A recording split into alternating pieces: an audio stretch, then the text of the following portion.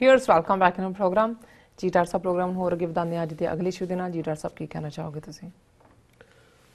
देखो ਜਿਹੜਾ ਬ੍ਰਾਹਮਣਵਾਦ ਦਾ ਬੋਲਬਾਲਾ ਹੈ ਬੇਸ਼ੱਕ ਅੰਗਰੇਜ਼ਾਂ ਦੇ ਵੇਲੇ ਬਹੁਤ ਜ਼ਬਰਦਸਤ ਸਟਰਗਲ ਤੋਂ ਬਾਅਦ ਜਿਸ ਨੂੰ ਡਾਕਟਰ BR ਅੰਬੇਦਕਰ ਨੇ ਲੀਡ ਕੀਤਾ ਜੀ ਬਹੁਤ ਸਾਰੇ ਮੰਦਿਰਾਂ ਦੇ ਦਰਵਾਜ਼ੇ ਦਲਿਤਾਂ ਦੇ ਲਈ ਖੁੱਲੇ। ਹਾਲਾਂ ਇਹ ਕੋਈ ਸੌਖਾ ਕੰਮ ਨਹੀਂ ਸੀ, ਹਿੰਸਕ ਘਟਨਾਵਾਂ ਵੀ ਹੋਈਆਂ ਔਰ ਸਦੀਆਂ ਤੋਂ ਉਹਨਾਂ ਮੰਦਿਰਾਂ ਦੇ ਵਿੱਚ ਉਹਨਾਂ ਨੂੰ ਜਾਣ ਦੀ ਆਗਿਆ ਨਹੀਂ ਸੀ ਜੀ।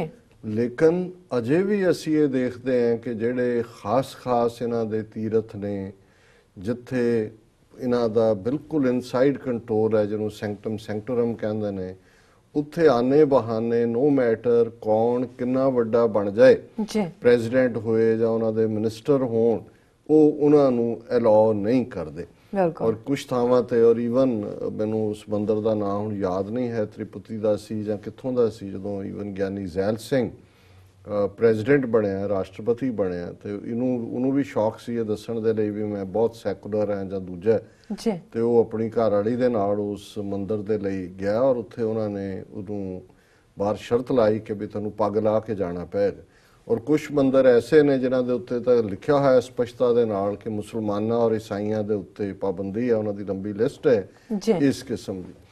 ਲੇਕਿਨ ਜਿਹੜੇ ਲੋਕ ਇਹਨਾਂ ਦੀਆਂ ਜੁੱਤੀਆਂ ਚੱਟਦੇ ਨੇ, ਇਹਨਾਂ ਦੀ ਆਈਡੀਓਲੋਜੀ ਹਿੰਦੂਤਵਾ ਦੀ, ਉਸ ਦੇ ਨਾਲ ਬਾਰ-ਬਾਰ ਆਪਣੀ ਜਿਹੜੀ ਹੈ ਉਹ ਆਸਥਾ ਉਸ ਦੇ ਨਾਲ ਦਿਖਾਉਂਦੇ ਨੇ, ਉਹਨਾਂ ਨੂੰ ਵੀ ਇਹ ਮੁਆਫ ਨਹੀਂ ਕਰਦੇ ਜਦੋਂ ਇਸ ਕਿਸਮ ਦਾ ਇਹਨਾਂ ਦਾ ਧਾਰਮਿਕ ਔਰ ਬ੍ਰਾਹਮਣਿਕਲ ਜਿਹੜਾ ਸਿਸਟਮ ਹੈ ਉਹ ਇਨ ਆਪਰੇਸ਼ਨ ਹੁੰਦਾ ਹੈ। ਹੁਣ ਰਾਮਨਾਥ ਕੋਵਿੰਦ ਰਾਸ਼ਟਰਪਤੀ ਹੈ, ਉਸ ਨੂੰ ਬਣਾਉਣ ਤੋਂ ਪਹਿਲਾਂ ਜਿਵੇਂ ਇਹਨਾਂ ਨੇ ਜਦੋਂ ਉਸ ਤਮਿਲਨਾਡੂ ਦੇ ਇੱਕ ਨੂੰ ਬਣਾਇਆ ਅਬਦੁਲ ਕਲਾਮ, ਤੇ ਉਦੋਂ ਬੜਾ ਪ੍ਰੋਪੇਗੇਟ ਕੀਤਾ। ਦੇਖੋ ਜੀ ਵੈਸੇ ਸਾਨੂੰ ਐਂਟਾਈ ਮੁਸਲਿਮ ਕਿਹਾ ਜਾਂਦਾ ਤੇ ਬਣਾਇਆ ਅਸੀਂ ਮੁਸਲਮਾਨ ਨੂੰ ਰਾਸ਼ਟਰਪਤੀ ਬਣਾਇਆ। ਹੁਣ ਅਬਦੁਲ ਕਲਾਮ ਅਦਰਵਾਈਜ਼ ਭਲਾ ਇੱਕ ਐਕੈਡੈਮਿਕ ਸਾਇੰਟਿਸਟ ਟਾਈਪ ਬੰਦਾ ਸੀ, ਲੇਕਿਨ ਉਹਦੇ ਤੋਂ ਪਹਿਲਾਂ ਤੁਸੀਂ ਦੇਖੋ ਤੇ ਉਹਨਾਂ ਨੂੰ ਸੀ ਕਿ ਜੀ ਉਹਨਾਂ ਨੂੰ ਸ਼ਿਵ ਵੀਣਾ ਬੜੀ ਪਸੰਦ ਹੈ, ਉਹਨੂੰ ਮੰਤਰ ਬੜੇ ਪਸੰਦ ਨੇ, ਉਹਨੂੰ ਫਲਾਣਾ ਬੜਾ। ਸੋ ਜਿਹੜਾ ਮਾਡਲ ਉਹਨਾਂ ਨੂੰ ਫਿੱਟ ਬਹਿੰਦਾ ਹੈ ਕਿ ਵੀ ਜਿਹੜਾ ਉਹ ਭਾਵੇਂ ਕੋਈ ਮੁਸਲਮਾਨ ਹੈ ਲੇਕਿਨ ਉਹ ਭਾਰਤ ਨੂੰ ਪੁੰਨਿਆ ਭੂਮੀ ਕਹੇ, ਇੱਥੋਂ ਦੇ ਨਾਲ ਜੁੜਿਆ ਹੋਏ ਔਰ ਦੇਵੀ ਦੇਵਤੇ ਦੂਜੇ ਤੀਜੇ ਉਹਨਾਂ ਸਾਰਿਆਂ ਦੇ ਵਿੱਚ ਆਸਥਾ ਰੱਖਣ ਵਾਲਾ ਹੋਏ, ਉਹ ਇਹਨਾਂ ਦੇ ਲਈ ਉਹ ਕਿਉਂਕਿ ਉਸ ਤੋਂ ਕੋਈ ਉਹਨੂੰ ਖਤਰਾ ਨਹੀਂ ਹੈ ਜੀ। ਇਸੇ ਤਰ੍ਹਾਂ ਹੁਣ ਇਹ ਰਾਮਨਾਥ ਕੋਵਿੰਦ, ਜੇ ਤੁਸੀਂ ਇਹਦਾ ਪਿਛਲਾ ਸਾਰਾ ਰਿਕਾਰਡ, ਇਹਨੂੰ ਰਾਸ਼ਟਰਪਤੀ ਬਣਾਉਣ ਤੋਂ ਪਹਿਲਾਂ ਕਿਉਂਕਿ ਦਲਿਤ ਭਾਈਚਾਰੇ ਨਾਲ ਸੰਬੰਧ ਹੈ, ਇਹ ਖੁੱਲ੍ਹ ਕੇ ਮੰਨੂ ਦੀ ਵਿਚਾਰਧਾਰਾ ਦਾ ਹਮਾਇਤੀ, ਔਰ ਇਸੇ ਲਈ ਉਹਨਾਂ ਨੇ ਇਹ ਕਿਉਂਕਿ ਇੱਕ ਪਾਸੇ ਜਿੱਥੇ ਮੁਸਲਮਾਨਾਂ ਈਸਾਈਆਂ ਸਿੱਖਾਂ ਤੇ ਨਿਸ਼ਾਨਾ ਸਾਧਿਆ ਹੋਇਆ, ਦਲਿਤਾਂ ਦੇ ਉੱਤੇ ਵੀ ਵੱਡੇ ਪੈਮਾਨੇ ਦੇ ਪਿਛਲੇ 4 ਸਾਲ 'ਚ ਇਹਨਾਂ ਦੇ ਹਿੰਸਕ ਜਿਹੜੇ ਨੇ ਹਮਲੇ ਉਹ ਗੁਜਰਾਤ ਹੋਏ, ਯੂਪੀ ਹੋਏ ਔਰ ਲਗਾਤਾਰਤਾ ਨਾਲ ਜਾਰੀ ਨੇ। ਸੋ ਉਸ ਪਾਰਟ ਨੂੰ ਦੱਸਣ ਦੇ ਲਈ ਕਿ ਜੀ ਦੇਖੋ ਅਸੀਂ ਤਾਂ ਇੱਕ ਦਲਿਤ ਨੂੰ ਪ੍ਰੈਜ਼ੀਡੈਂਟ ਬਣਾ ਦਿੱਤਾ।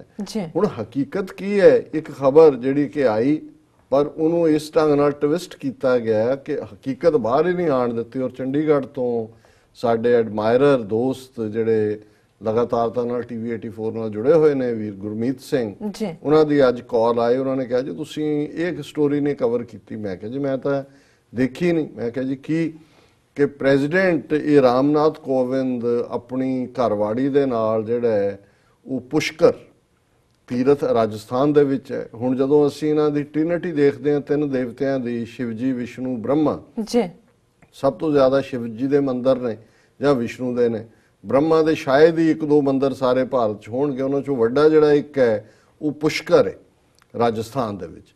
ਉਹਨਾਂ ਨੇ ਕਿਹਾ ਜੀ ਵੀ ਜਦੋਂ ਇਹ ਪੁਸ਼ਕਰ ਦੇ ਮੰਦਰ 'ਚ ਆਪਣੀ ਘਰਵਾਲੀ ਦੇ ਨਾਲ ਗਿਆ ਪੂਜਾ ਦੇ ਲਈ ਜਾਣਾ ਸੀ ਤੇ ਉਹਨੂੰ ਤਾਂ ਰੋਕ ਦਿੱਤਾ ਉਹਨਾਂ ਨੇ। ਉਹਨੇ ਕਿਹਾ ਜੀ ਪਹਿਲਾਂ ਉਹਨਾਂ ਨੇ ਕਲੀਅਰੈਂਸ ਨਹੀਂ ਦਿੱਤੀ। ਉਹਨਾਂ ਨੇ ਕਿਹਾ ਜੀ ਇਹ ਦਲਿਤ ਹੈ, ਅੰਦਰ ਨਹੀਂ ਆ ਸਕਦਾ ਸੈਂਕਟਮ ਸੈਂਕਟੋਰਮ 'ਚ, ਔਰ ਕਿਉਂਕਿ ਹੁਣ ਉਹ ਰੱਖੀ ਹੋਈ ਸੀ ਵਿਜ਼ਿਟ, ਬਦਨਾਮੀ ਵੀ ਰੌਲਾ ਵੀ ਪੈਣਾ ਸੀ।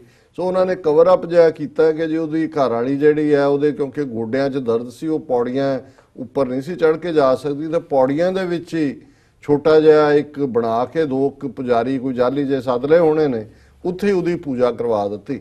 ਸੋ ਉਹਨੂੰ ਪੁਸ਼ਕਰ ਮੰਦਰ ਦੇ ਵਿੱਚ ਐਂਟਰ ਨਹੀਂ ਕਰਨ ਦਿੱਤਾ। ਦਰਸ਼ਕ ਉਹ ਪਿਕਚਰ ਜਿਹੜੀ ਹੈ ਉਹ ਦੇਖ ਸਕ ਜਦੋਂ ਉਹਨਾਂ ਨੇ ਕਿਹਾ, ਫਿਰ ਮੈਂ ਇੰਡੀਆ ਟੁਡੇ ਦੀ ਸਟੋਰੀ ਵੀ ਕੱਢੀ ਔਰ ਉਹਦੇ 'ਚ ਉਹਨਾਂ ਨੇ ਇਹ ਬਿਲਕੁਲ ਨਹੀਂ ਕਿਤੇ ਵੀ ਕਿਹਾ ਕਿ ਉਹਨੂੰ ਅੰਦਰ ਇਸ ਲਈ ਨਹੀਂ ਐਂਟਰ ਕਰਨ ਦਿੱਤਾ ਗਿਆ ਕਿ ਦਲਿਤ ਹੋਣ ਦੇ ਨਾਤੇ।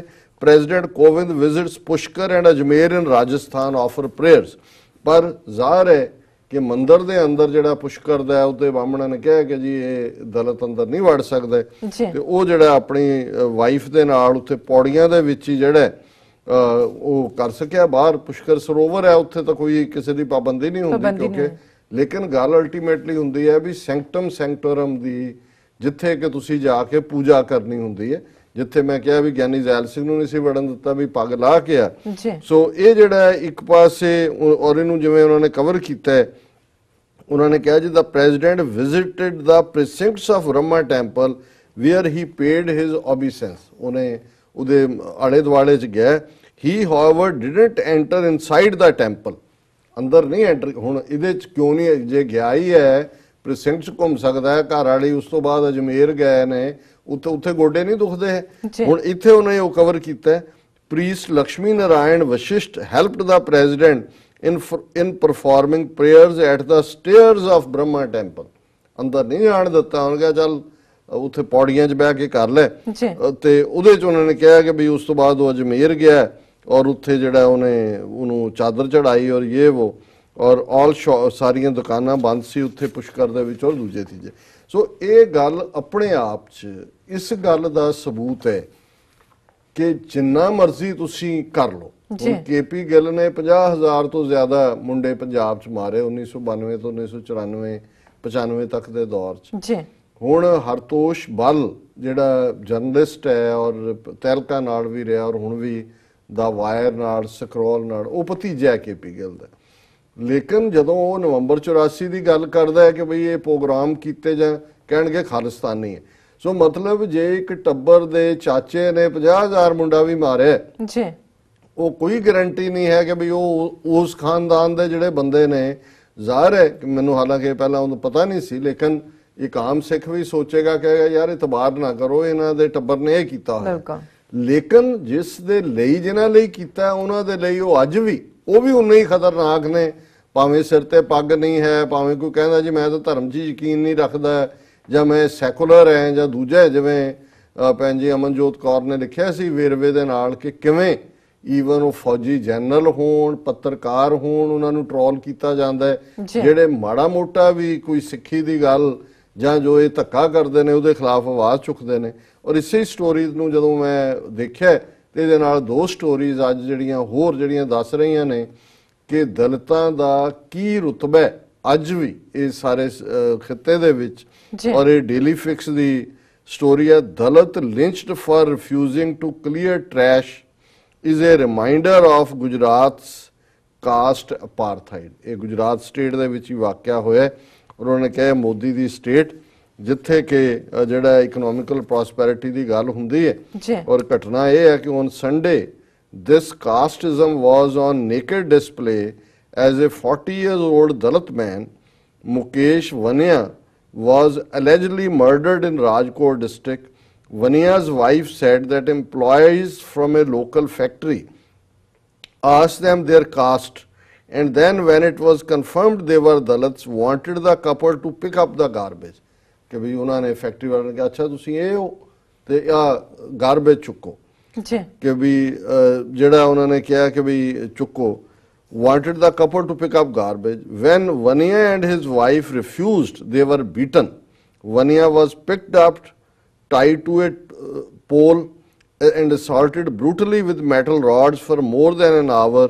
A video of the incident was also recorded। Vania died as a result of the assault। ਪੋਲ ਨਾਲ ਬੰਨ ਦਿੱਤਾ, ਰੋਡ ਦੇ ਨਾਲ ਮਾਰਿਆ, ਉਹਦੀ ਵੀਡੀਓ ਵੀ ਬਣਾ ਲਈ ਔਰ ਉਹ 1 ਘੰਟੇ ਦੀ ਮਾਰ ਤੋਂ ਬਾਅਦ ਉਹ ਮਰ ਗਿਆ। The incident is a clear throwback to Una in 2016 where cow vigilantes had assaulted 4 Dalit men for skinning a cow। ਉਹਨਾਂ ਨੇ ਕਿਹਾ ਜੀ ਇਹ ਵੀ ਊਨਾ ਵੀ ਗੁਜਰਾਤ 'ਚ ਹੈ ਜਿੱਥੇ ਕਿ 2016 ਦੇ ਵਿੱਚ ਜਿਹੜੀ ਵੀਡੀਓ ਬੜੀ ਵਾਇਰਲ ਹੋਈ ਸੀ ਕਿ ਕਿਵੇਂ ਦਲਿਤ ਨੌਜਵਾਨ 4 ਜਿਹੜੇ ਨੇ ਉਹਨਾਂ ਨੂੰ ਬਹੁਤ ਬੁਰੀ ਤਰ੍ਹਾਂ ਮਾਰਿਆ ਗਿਆ। Dalits complained that caste conventions dictated that they were often forced to pick up dead cows, just like Rajkot saw the Dalit couple being forced to pick up garbage। ਇਹ ਜਿਵੇਂ ਊਨਾ 'ਚ ਹੋਇਆ ਸੀ ਇਹੀ ਰਿਪੀਟ ਜਿਹੜਾ ਇੱਥੇ ਹੈ ਜੀ ਔਰ ਫਿਰ ਉਹਨਾਂ ਨੇ ਅੱਗੇ ਡਿਟੇਲ 'ਚ ਕਿਹਾ ਕਿ these are not isolated incidents. In 2010 Navsarajan, a non-governmental organization that has done extensive work amongst Gujarat Dalits, published a study noting that untouchability was widely practiced in Gujarat. ਇਹ organization ਨੇ ਇਹ survey ਕੀਤਾ ਕਿ ਵੀ ਕਿਵੇਂ ਜਿਹੜਾ ਛੂਤ ਛਾਤ ਹੈ ਇਹ ਇਨ ਪ੍ਰੈਕਟਿਸ ਹੈ ਗੁਜਰਾਤ ਦੇ ਵਿੱਚ ਜੀ amongst 98.4% of the village surveyed intercaste marriages were barred. ਉਹਨਾਂ ਨੇ ਕਿਹਾ ਜੀ 98% ਪਿੰਡਾਂ ਨੂੰ ਜਿਨ੍ਹਾਂ ਨੂੰ ਇਹਨਾਂ ਨੇ ਸਰਵੇ ਕੀਤਾ ਉਹਦੇ ਵਿੱਚ ਅੰਤਰਜਾਤੀ ਵਿਆਹ ਨਹੀਂ ਹੋ ਸਕਦੇ. In 97.6% of villages, a Dalit touching a caste Hindu's utensils or water pot was seen as a form of pollution. ਕਿ 97.6% ਕੇਸਾਂ ਜੇ ਦਲਿਤ ਦਾ ਹੱਥ ਲੱਗ ਜਾਏ ਕਿਸੇ ਉੱਚੀ ਜਾਤ ਵਾਲਿਆਂ ਦੇ ਭਾਂਡੇ ਨੂੰ ਤੇ ਉਸ ਨੂੰ ਸਮਝਿਆ ਜਾਂਦਾ ਕਿ ਇਹ ਪਿੱਟ ਗਿਆ.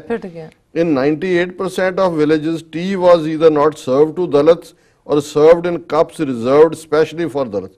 98% ਪਿੰਡਾਂ 'ਚ ਦਲਿਤਾਂ ਨੂੰ ਚਾਹ ਦੇ ਸਟਾਲਾਂ ਵਾਲੇ ਚਾਹ ਨਹੀਂ ਦਿੰਦੇ, ਜੇ ਦੇਣਗੇ ਵੀ ਤਾਂ ਉਹਨਾਂ ਦੇ ਅੱਡ ਭਾਂਡੇ ਜਿੱਥੋਂ ਤੁਸੀਂ ਪੈਸੇ ਦੇ ਕੇ ਲੈਣੀ ਹੈ, ਕੋਈ ਘਰਾਂ ਦੀ ਗੱਲ ਨਹੀਂ ਹੈ, ਇਹ ਟੀ ਸਟਾਲਸ ਦੀ ਗੱਲ ਹੈ.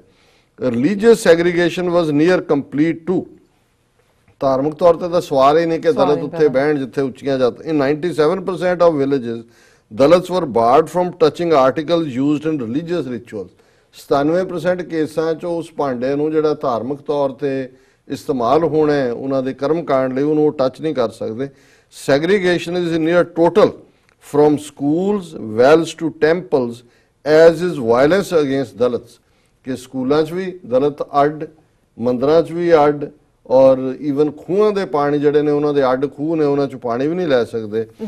It is clear that Article 17 of Indian Constitution outlining untouchability is a dead letter in the state of Gujarat. ਇਹ ਉਹ ਗੁਜਰਾਤ ਸਟੇਟ ਹੈ ਜਿੱਥੇ ਅੱਜ ਮੋਦੀ ਦਾ ਰਾਜ ਹੈ, ਜਿੱਥੇ ਗਾਂਧੀ ਜੰਮਿਆ ਔਰ ਅੱਜ ਬੜਾ ਵਿਕਾਸ ਮਾਡਲ ਹੈ. ਉੱਥੇ 97% ਜਾਂ 98% ਦਲਿਤ ਜਿਹੜੇ ਨੇ ਉਹ ਨਾ ਧਾਰਮਿਕ ਤੌਰ ਤੇ, ਨਾ ਸਮਾਜਿਕ ਤੌਰ ਤੇ, ਨਾ ਖੂਹਾਂ ਦੇ ਪਾਣੀ, ਨਾ ਜਿਹੜੀਆਂ ਚਾਹ ਦੀਆਂ ਦੁਕਾਨਾਂ ਨੇ ਉਹਨਾਂ ਦੇ ਵਿੱਚ ਜਿਹੜਾ ਉਹ ਆਪਣੀ ਹੋਂਦ ਉਹ ਦਲਿਤ ਹੀ ਨੇ, ਉਹ ਨਾ ਭਾਂਡੇ ਨੂੰ ਟੱਚ ਕਰ ਸਕਦੇ ਨੇ, ਨਾ ਉਹਨਾਂ ਨੂੰ ਉਹ ਸਰਵ ਕੀਤਾ ਜਾਂਦਾ. ਔਰ ਇਸ ਦੇ ਨਾਲ ਇੱਕ ਖਬਰ ਜਿਹੜੀ ਇਹ ਦੱਸ ਰਹੀ ਹੈ ਵੀ ਮੁਸਲਮਾਨਾਂ ਦੇ ਉੱਤੇ ਕਿਵੇਂ ਲਗਾਤਾਰ ਹਮਲੇ ਜਾਰੀ ਨੇ. Madhya Pradesh police book murdered man for cow slaughter before filing case against his attackers.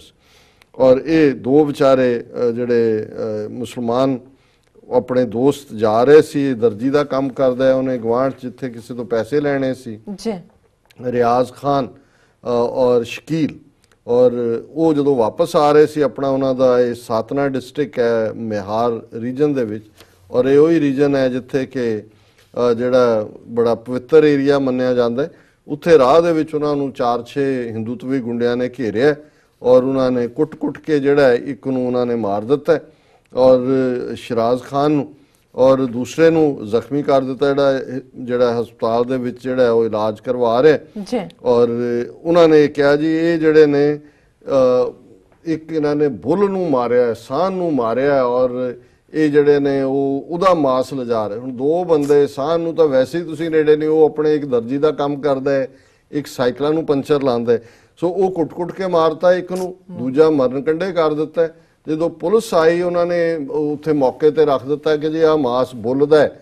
ਉਹਨਾਂ ਨੇ ਉਹਨਾਂ ਦੇ ਜਿਹੜਾ ਮਰਿਆ ਉਹਦੇ ਦੇ ਖਿਲਾਫ ਕੇਸ ਰਜਿਸਟਰ ਕੀਤਾ ਪਹਿਲਾਂ ਕਿ ਜੀ ਮਰਡਰਿੰਗ ਦਾ ਕਾਊ, ਕਿ ਕਾਊ ਨੂੰ ਮਰਡਰ, ਔਰ ਫਿਰ ਜਿਹੜੇ ਹਮਲਾ ਕਰਨ ਵਾਲੇ ਨੇ ਉਹਨਾਂ ਦੇ ਉੱਤੇ ਹਲਕੀਆਂ ਜਿਹੀਆਂ ਧਾਰਾਵਾਂ ਲਾ ਕੇ ਕੇਸ ਰਜਿਸਟਰ ਕੀਤਾ. ਸੋ ਇਹ ਹੁੰਦਾ ਜਿਨ੍ਹਾਂ ਦੇ ਹੱਥ 'ਚ ਰਾਜ ਸ਼ਕਤੀ ਹੁੰਦੀ ਹੈ. ਸਾਡਾ ਇੱਕ ਵੱਡਾ ਤਬਕਾ ਜਿਹੜਾ ਇਹ ਰਿਅਲਾਈਜ਼ ਕਰਨ ਤੋਂ ਇਨਕਾਰੀ ਹੈ ਕਿ ਗੁਲਾਮੀ ਕੀ ਹੈ, ਉਹ ਇਹਨਾਂ ਘਟਨਾਵਾਂ ਤੋਂ ਇਹ, ਔਰ ਇਹ ਕੁਝ ਪਬਲਿਕੇਸ਼ਨਸ ਨੇ ਜਿਹੜੀ ਕੋਈ ਸਟੋਰੀ ਛਾਪ ਦਿੰਦੇ ਨੇ, ਅਦਰਵਾਈਜ਼ ਬਹੁਤ ਕੁਝ ਐਸਾ ਚੱਲ ਰਿਹਾ ਹੈ ਜਿਹੜੀਆਂ ਹੁਣ 21 ਸਟੇਟਾਂ 'ਚ ਬੀਜੇਪੀ ਦਾ ਰਾਜ ਹੈ ਔਰ ਲਾ ਐਂਡ ਆਰਡਰ ਸਟੇਟ ਦੇ ਹੱਥ 'ਚ ਹੈ. ਉੱਥੇ ਨਾ ਪੁਲਿਸ ਐਕਟ ਕਰਦੀ ਹੈ, ਨਾ ਕੋਈ ਹੋਰ ਸਮਾਜਿਕ ਸੰਸਥਾ ਨੂੰ ਕੋਈ ਖੜੇ ਹੋਣ ਦਿੰਦੇ ਨੇ. ਜਿਹੜਾ ਹੋਏਗਾ ਉਹਨੂੰ ਦੇਸ਼ ਧਰੋਹੀ ਕਹਿ ਦੇਣਗੇ, ਉਹਨੂੰ ਪਾਕਿਸਤਾਨੀ ISI ਨਾਲ ਜੋੜ ਦੇਣਗੇ. ਸੋ ਇਹ ਅਸਲੀ ਭਾਰਤ ਦੀ ਤਸਵੀਰ ਹੈ ਜੋ ਇਨਸਾਈਡ ਹੋ ਰਿਹਾ ਹੈ. ਦਲਿਤਾਂ ਦੇ ਨਾਲ ਗੁਜਰਾਤ ਕੀ ਹੋ ਰਿਹਾ ਇਹ ਹੁਣੇ ਹੀ ਅਸੀਂ ਉਹਨਾਂ ਰਿਪੋਰਟਸ ਤੋਂ ਦੇਖ ਲਿਆ. ਸੋ ਇਹ ਹਿੰਦੂ ਤਵੀ ਭਾਰਤ ਹੈ ਜੀ. ਡਾਕਟਰ ਸਾਹਿਬ ਤੁਸੀਂ ਬੜੀਆਂ ਦੁਖਦਾਈ ਜਿਹੜੀਆਂ ਘਟਨਾਵਾਂ ਨੇ ਸਾਡੇ ਦਰਸ਼ਕਾਂ ਨਾਲ ਸਾਂਝੀਆਂ ਕੀਤੀਆਂ। ਤੁਹਾਡਾ ਬਹੁਤ ਬਹੁਤ ਸ਼ੁਕਰੀਆ। ਇੱਥੇ ਲੈਣਾ ਬ੍ਰੇਕ ਤੋਂ ਪਹਿਲਾਂ ਅਸੀਂ ਆਪਣੇ ਦਰਸ਼ਕਾਂ ਤੇ ਸਰੋਤਿਆਂ ਨੂੰ ਫਿਰ ਦੁਬਾਰਾ ਅਪੀਲ ਤੇ ਬੇਨਤੀ ਕਰ ਦਈਏ। ਵੀਅਰਸ, ਜਿਸ ਤਰ੍ਹਾਂ ਕਿ ਤੁਸੀਂ ਜਾਣਦੇ ਹੋ ਕਿ ਟੀਵੀ 84 ਇੱਕ ਪੰਥਕ ਚੈਨਲ ਹੈ। ਟੀਵੀ 84 ਸਿੱਖਾਂ, ਕਸ਼ਮੀਰੀਆਂ ਅਤੇ ਭਾਰਤ ਦੀਆਂ ਨਾਰਥ ਈਸਟ ਸਟੇਟਾਂ ਦੇ ਲੋਕਾਂ ਦੇ ਸਵੈ-ਨਿਰਣੇ ਦੇ ਹੱਕਾਂ ਦਾ ਹਾਮੀ ਹੈ। ਅਸੀਂ ਚਾਹਾਂਗੇ ਕਿ ਤੁਸੀਂ ਟੀਵੀ 84 ਦੀ ਚੜ੍ਹਦੀ ਕਲਾ ਲਈ ਵੱਧ ਤੋਂ ਵੱਧ ਡੋਨੇਟ ਕਰੋ। ਡੋਨੇਟ ਕਰਨ ਲਈ ਸਾਡੀ ਵੈਬਸਾਈਟ tv84.tv ਤੇ ਜਾ ਕੇ ਪੇਪਲ ਦੀ ਵਰਤੋਂ ਕਰਕੇ ਵਨ ਟਾਈਮ ਡੋਨੇਟ ਕਰ ਸਕਦੇ ਹੋ, ਮੰਥਲੀ ਡੋਨੇਟ ਵੀ ਕਰ ਸਕਦੇ ਹੋ।